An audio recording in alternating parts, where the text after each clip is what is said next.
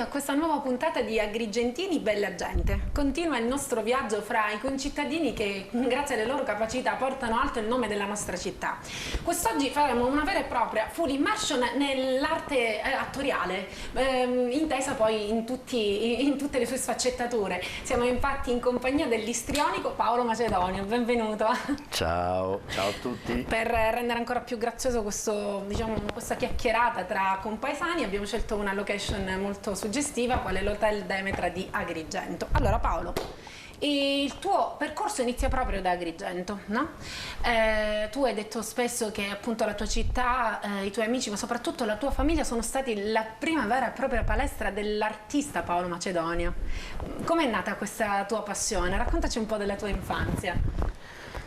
Nasce proprio perché io non ho fatto altro che ascoltare, da quando sono nato a quando ho compiuto i miei 14-15 anni, credo, quando poi mi sono esposto nel sociale. Dentro casa io ascoltavo, ho una famiglia di quello che direbbe mia nonna con grande orgoglio, tutti quanti laureati. Sono tutti laureati, chi è medico, chi è professore, chi è ingegnere, chi è avvocato.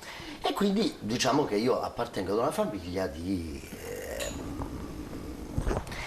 gente che sapeva e quindi parlava. E quindi io vedevo scontrarsi lauree in scienze umanistiche con lauree scientifiche. E quindi fa conto che si scontrino costantemente pensieri romantici con pensieri illuministi. E quindi tu stai lì, ascolti, e io in realtà non ho mai molto studiato, perché non sono mai stato uno di quelli che sta sul libro per ore e ore e ore. Però grazie a questo tipo di famiglia io ho avuto un'infarinatura culturale immediata, quindi, diciamo, socratica, cioè io ascolto, imparo e faccio mia una... Economizzavi un attimo il tuo tempo in questo momento. momento. Veramente sì. E a capostipite di tutto gravitava intorno ad una figura straordinaria per quanto riguarda la parte intellettiva della mia famiglia, che era mio nonno Enzo, il professore Totaro, il quale era dotato sia della capacità di studio, di amore per il sapere, proprio un'amicizia che aveva col sapere era straordinaria, ma era anche dotato di saggezza. Quindi tu andavi da nonno Enzo un po' come si va da un oracolo, cioè tu vai là, di qualcosa e lui ti dirà la cosa giusta, capito? Ti darà la risposta giusta. E i suoi figli e le sue figlie, cioè le sorelle di mia madre, i fratelli di mia madre. Dall'altra parte avevamo, dalla parte di mio padre, i fratelli e la sorella di mio padre, anche lì tutti laureati.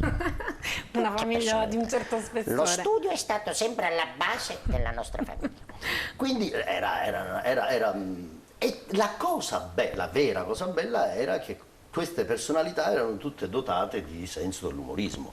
Quindi tu fa conto, noi facevamo nelle riunioni di Natale che era inutile poi andare a fare la serata con gli amici, cioè a casa mia ti stradivertivi. Senza pagare il biglietto alla fine.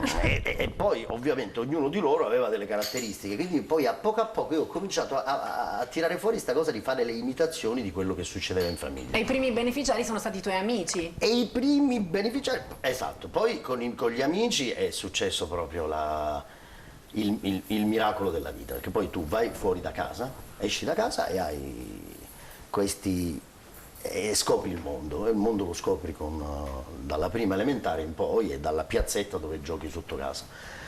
Lì io sono stato veramente graziato da un Dio, chi per lui, perché mi ha fatto il grande miracolo della mia vita è che io sono risultato simpatico. Questa parola simpatico è stata la chiave della mia felicità, perché quando il prossimo si pone nei tuoi confronti con un sorriso è tutto più bello, proprio la vita è veramente bella così. E i miei amici erano quelli con i quali iniziavo a vivere e loro con me, e quindi facevamo queste famose 6 del mattino, sì. Quasi ogni notte stavamo. Mio padre non si capacitava, io tornavo a casa, mi faceva delle ramanzine nucleari. Di cosa facessi? Era preoccupatissimo, perché che cosa fa ogni notte fino alle 6, si droga e deve smaltire la droga, cioè ogni genitore pensa a sta cosa, e stava in un'ansia bestiale, invece lui non sapeva che in realtà ce la passavamo, io ricreavo storie ad Agrigento, facevo parlare il preside della mia scuola con mia nonna che veniva rimproverata da Al Pacino, cioè facevo dei mix,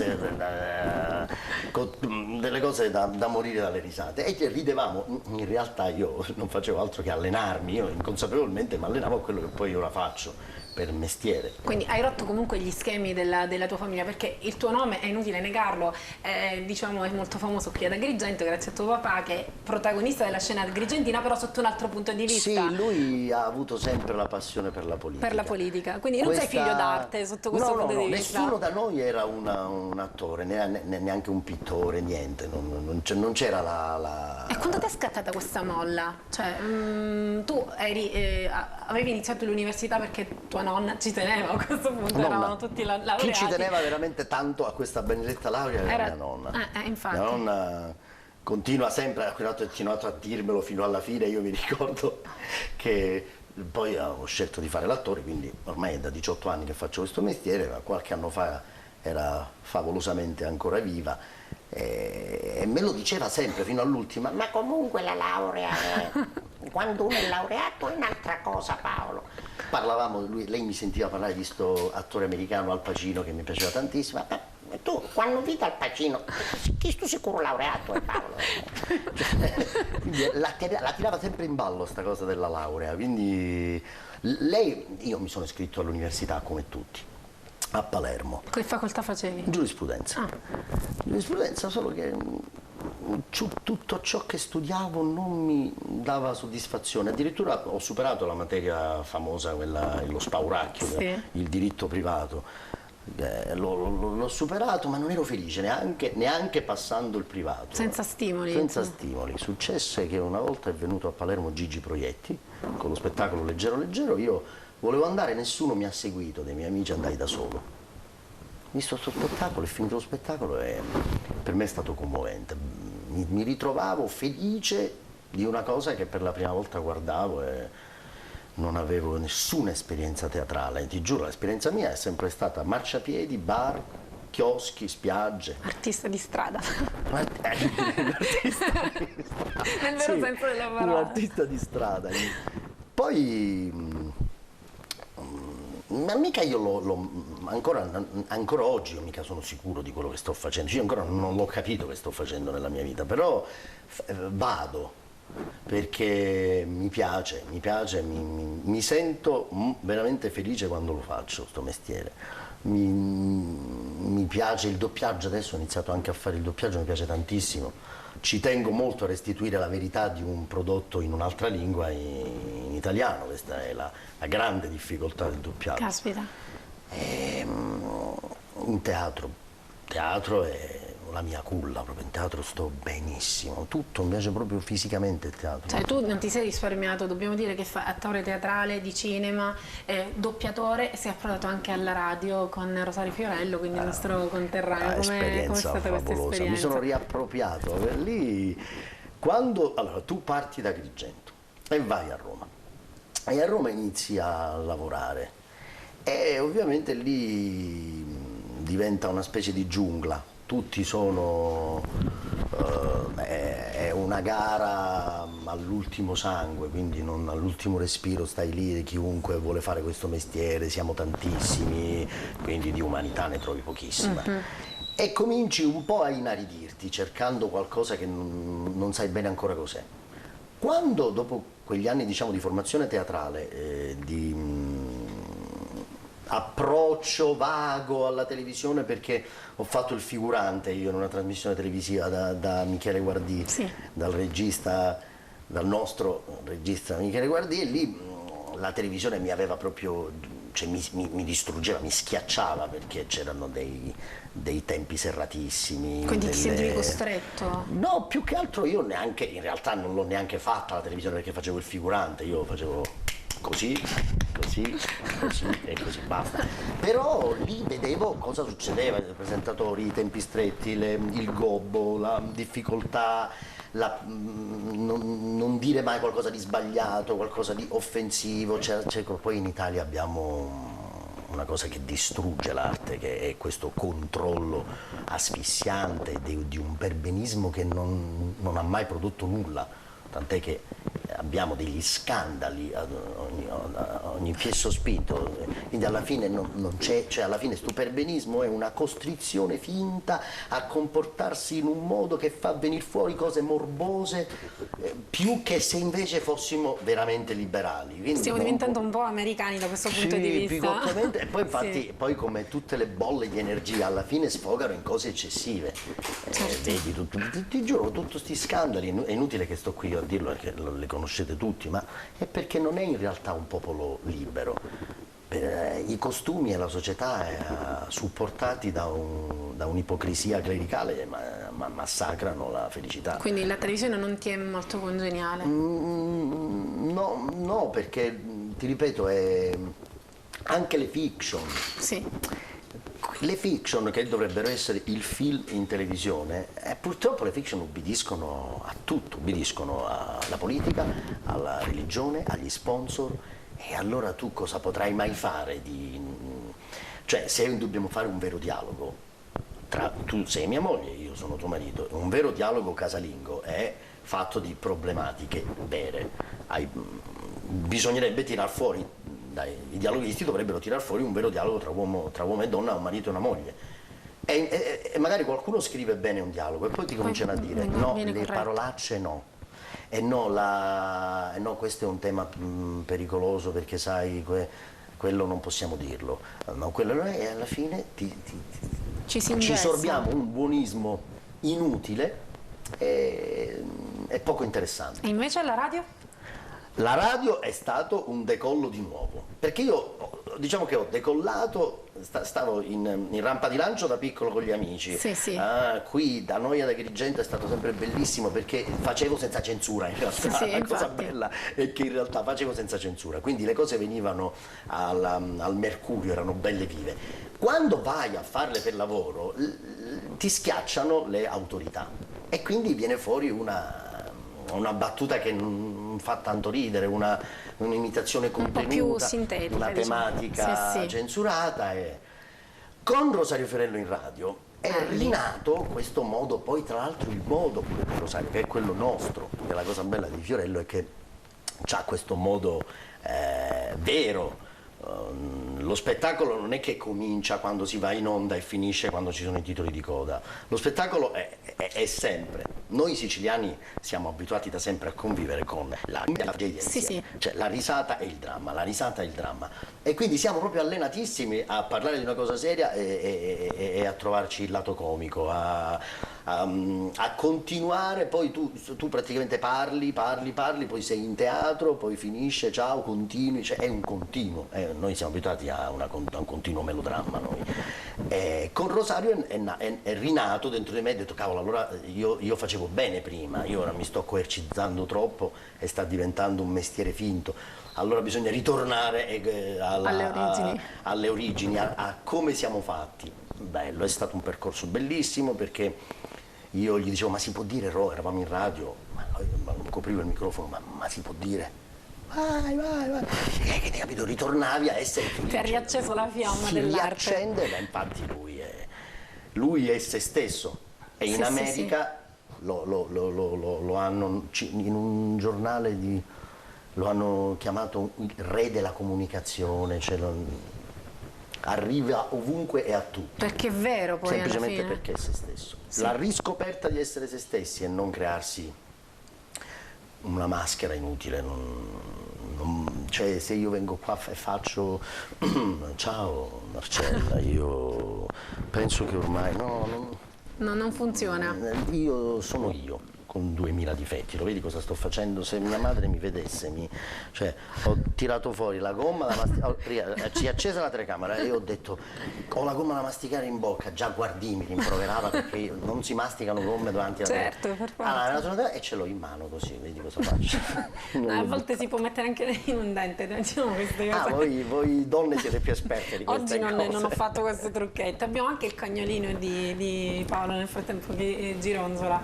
L'amministratore delegato Il della tuo mia amministratore vita. delegato. Lui amministra la mia vita. Oltre a Rosario Fiorello, quale personaggio famoso ricordi? Cioè qualche aneddoto, magari qualche buon consiglio effettivamente che ti ha dato? Nel percorso, nella battaglia, io la chiamo sta battaglia, le tournée teatrali che ho fatto dal 2000 al 2007 che sono state formative quanto mai. Cioè, il lavoro teatrale dobbiamo dire che non è tutto è semplice, cioè si arriva sul palco, cioè è una cosa bestiale, No, molto, cioè, possiamo dire che è molto marziale come tipo di lavoro, no?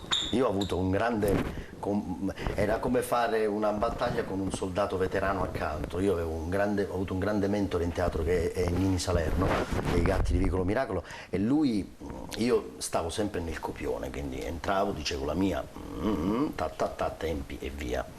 Lui però si accorgeva che il pubblico aveva una reazione nei miei confronti e allora dietro le quinte mi diceva domani sera la prossima replica di questa. Fai uguale. No, Nini, non posso, non c'è nel copione, il regista, abbiamo provato con Ennio, la devi dire. Io poi mi fidavo, la dicevo, magari c'era l'esplosione dalle risate del pubblico, no? E allora mi caricavo, dicevo, cavolo, funziona. Poi inventavamo battute e cominciai a imparare il work in progress in teatro, cioè il copione c'è, ma poi a un certo punto un personaggio deve vivere nella scena, fidandosi delle emozioni che può dare al pubblico. E così il pubblico poi ti restituirà. Se invece rimani fisso solo sulla parte e non la vivi quella parte, il pubblico, ho scoperto l'esatto contrario, cioè il pubblico se ne accorge. Quindi l'improvvisazione, rimanendo in tema... Rimanendo in tema, devi vivere da personaggio e allora magari se hai da dire una cosa fuori copione la dici, e al pubblico non solo non dà fastidio, ma gode, cioè ci crede più di più perché sei sul pezzo. Sei stato anche apprezzato molto da Diego Batantuono. Diego, che abbiamo fatto il film con Banzina 2061, un anno eccezionale, e lui nelle pause mi vedeva, io però ero un po' timido, cioè un po' la dicevo, un po' no, un po' la dicevo, un po' no, lui però aveva capito questo mio, mi ha detto allora, poi mi storpiava sempre il cognome, Calcedonio, allora Calcedonio, devi fare le tue cose, fai i tuoi monologhi, fai teatro, buttati, fai cabaret. Cosa aspetti? Che ti dicano si è liberato il posto di Alain Delon, prego Macedonio, tocchi a lei. E allora mi faceva ridere, poi mi diceva queste cose, è stato l'ennesimo, diciamo, perché poi tutti mi dicevano di fare tutte queste cose, si è presentato l'amministratore delegato, stiamo facendo l'intervista, Ma lui è molto buono però. a posto, Anche lui vuole la sua fetta di popolarità. almeno guarda in macchina, no? Guarda in camera, lì, guarda in camera, fai uno sguardo in camera, È spettacolare. guarda chi c'è lì, dai uno sguardo, qua, vedi, è lui. Tutto in diretta. E Lo quindi... vuoi sapere chi è il suo più grande? Gioia, Lo vuoi sapere chi è il suo più grande nemico? No. Lo vuoi vedere che dico il nome del suo più grande nemico? Byron. Ma come mai? Non c'è, scherzavo! No, scherzavo! Ma cos'è un altro cane? Il cane, il suo peggior nemico, Byron. Ma è Si sono un po'- conosciuti a Villa Pamphili. Erano diventati amici, poi sono cresciuti e hanno cominciato a litigare. Ma sono dello stesso sesso? Sì, Per questo, vabbè, è normale. è il suo grande nemico.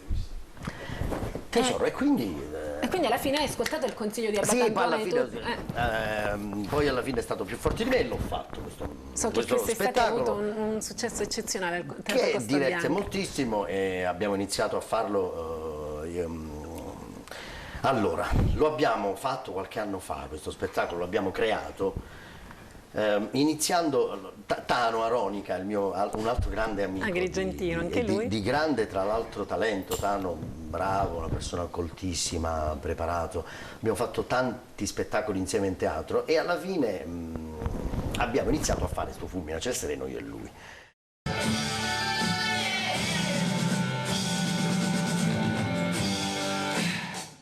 Michele, lo so, scusami, è un aborto, lo so, interrompere dei bauli così è veramente da killer, ma non ci serve.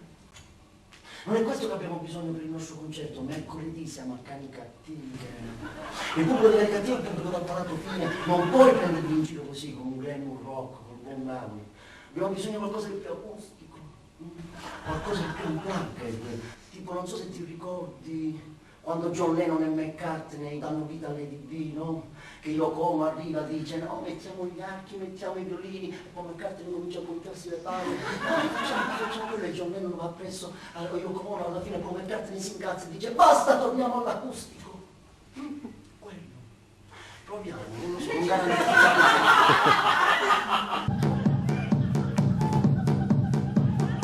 Avete presente il film di Martin Scorsese, Joe Pesci, no? L'americano che interpreta l'italo americano. Che cosa? Stai parlando con me? Non capire bene, non fammi capire effettivamente che cosa. Perché poi ci sono io che sono un boletto di contraddittorio. Io parlo e tu ridi, non gioco buffo, non gioco un pagliaccio. Papà, russa. Così russa uno normale.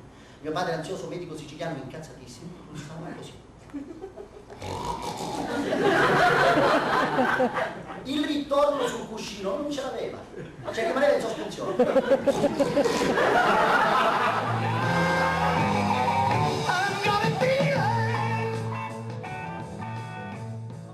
Poi cosa è successo? Che mi sono trovato in casa un altro grandissimo pezzo da 90 che è mio cugino, si chiama Alberto Loporto, è un giovane che vedrete anche in Come un delfino con Raul Bova ha girato, sì. Fa il cattivo, fa il nipote di Tony Sperandeo, quindi contro Ma è davvero Paola. tuo cugino? È davvero mio cugino, è il figlio della sorella di papà. Il quale a poco in punta di piedi è entrato anche lui in questo progetto Fulmine a Ciel Sereno e l'ho trovato indispensabile, ha aggiunto, ha creato anche una struttura narrativa, insomma, chapeau anche ad Alberto. E vedi, io tendo a non prendermi i meriti, ma a darli agli altri perché ce li hanno. Io poi gli autori, chi sono gli autori di questo spettacolo? La vita, tutti loro, i miei amici, le cose che sono successe, gli accadimenti e la vita. The best of my life. Sì, Paolo io Macedoni. sono solo un portavoce, racconto. Quindi quello che accade. Hai aperto un filone comunque nella tua famiglia, visto che c'è anche tuo cugino, ha intrapreso questa sì, carriera. lui l'ho rovinato, gli altri hanno fatto meno male delle famose carriere normali, quelle più sicure. Si sono laureati gli altri. Le lauree, ecco. Appunto. Oddio, lui si è laureato pure in discipline dello spettacolo. Solo che anche a lui tocca questo destino incerto, questo punto interrogativo. E cosa dice la tua famiglia di questo punto interrogativo? Ma io gli posso soltanto, vedi, non posso fare altro che continuamente ringraziare io, perché mio padre e mia madre hanno capito, perfettamente questa cosa, me l'hanno sempre avallata, ci credono loro per primi.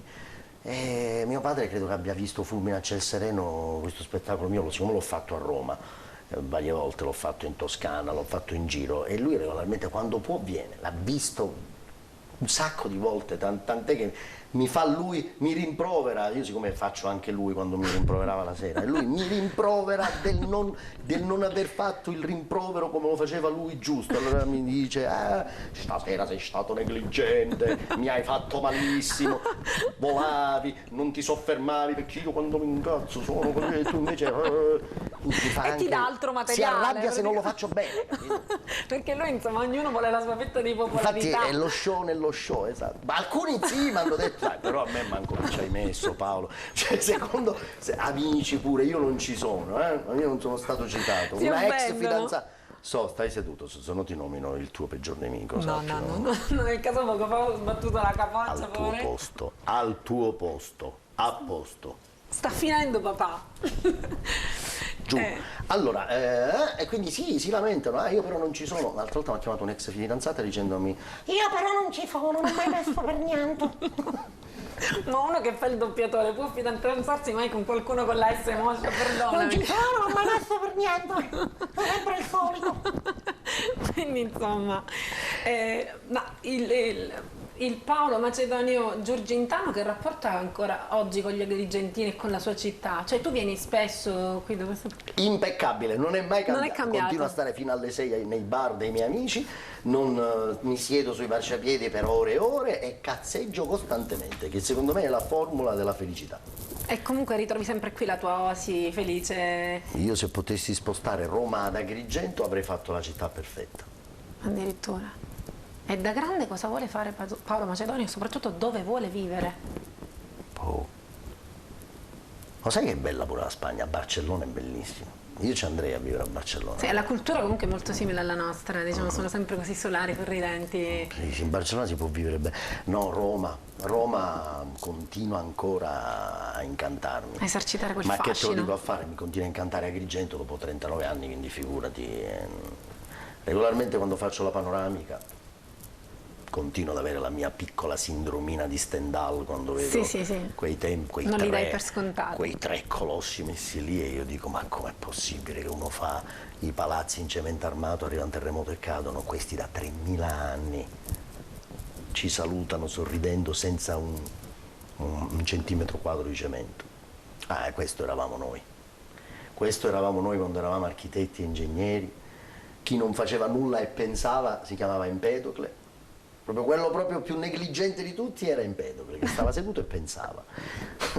No, noi, la nostra disgrazia è guardare. Ah, una cosa che ho scritto è che io mi sono formato ad Agrigento la mia adolescenza e in adolescenza tutti i giovani del mondo sognano.